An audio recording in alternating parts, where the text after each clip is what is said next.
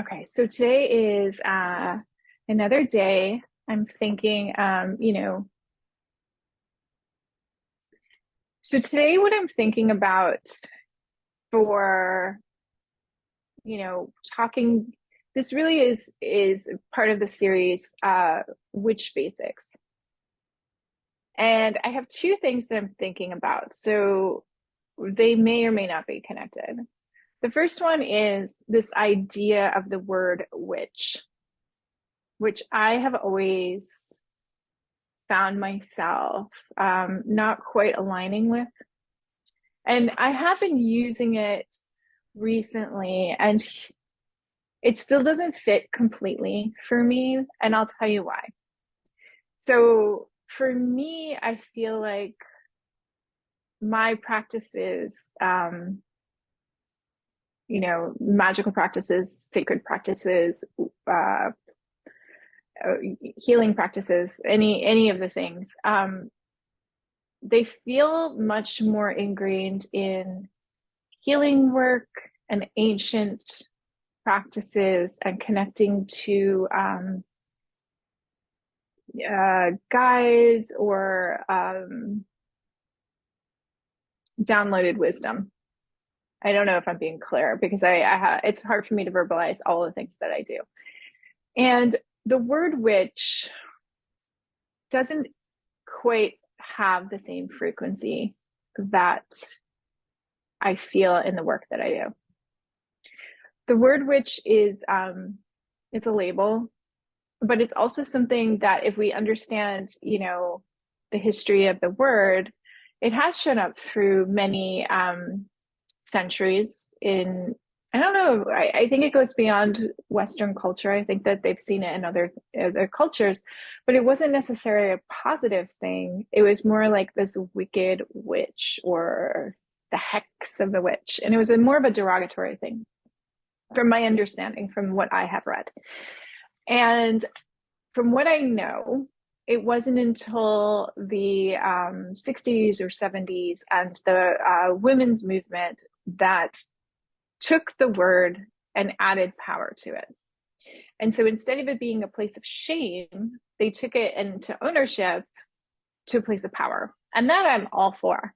And so that's why I can get behind it and the label for myself, because the word now, as we understand it, is sort of a mix of someone who has great power um, from unknown sources, right? And also, it is somebody who is an empowered female or in touch with their female power. There are male witches, yes. So these are my opinions and my interpretations based on what I've read. I'm sure you all have your own understandings and interpretations. So these are, me piecing together my own thoughts. So I have embraced it, but I don't feel that it fully embodies all that I do or the depth of the frequency that I feel connected to in my practice. What I do want to talk about, though, is embracing the ideology of the word witch as a place of power. Because if we look at history, especially during the 60s and 70s in the Western world, women didn't have access to a lot of things, right? Like you couldn't really be an independent single female because getting a credit card or a house, you were reliant on your husband or your father or your brother even, right? So oftentimes without a male figure, you didn't have access. And so there is a sense in witchcraft that here we as women have more alignment or an easier time. And again, I think this is also a bit of a myth because I do feel that males also have this power. But in this theory, through witchcraft, we are given a platform that's mostly a female dominated platform where women have power. And so it becomes this female archetype that as a witch, possibly you are cast out, but you also have a lot of power. So it gives a voice to females, right? And it also gives a place for anybody who feels that they are maybe not seen or not not connected to like the norm. So it gives a voice to the underdog. And there's something about that that's kind of amazing. And so, you know, when you feel that you are not good enough or that you're cast off from society, the idea that going into a magical practice can give you power is kind of amazing. So for that, I support it. So that's one. There's, you know, the history of the witch through usually it's like a non-verbal history that you'll find, because a lot of times it wasn't safe to write down things. So you can find things that are written down, and a lot of historians have done amazing work, but it's also through imagery that you're going to find a lot of information, or tapping in to your own unconscious and asking those questions.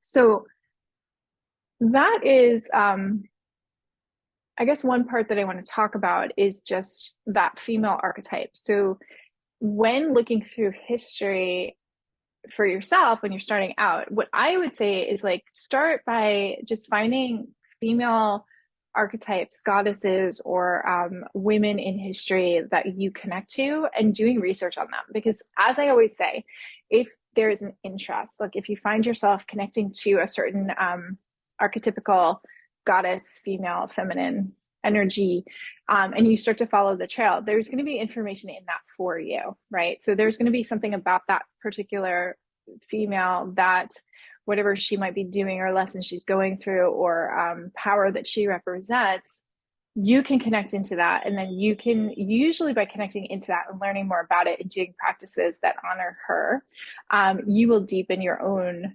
power in yourself.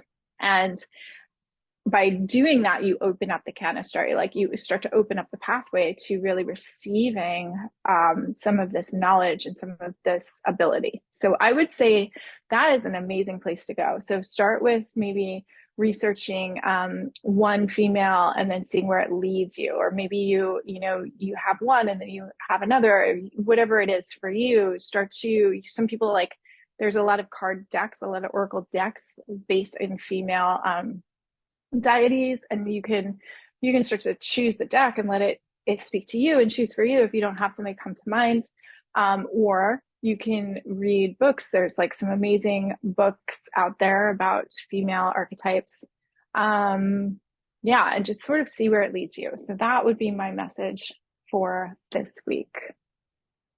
I was also going to talk about protection, because I think before we get into anything as far as a practice, sacred practice, it's really important to start to understand protection and boundaries. So I think that's going to be my next video. So stay tuned. Again, if you like it, subscribe to it and share it. All the things. Okay, thanks for tuning in.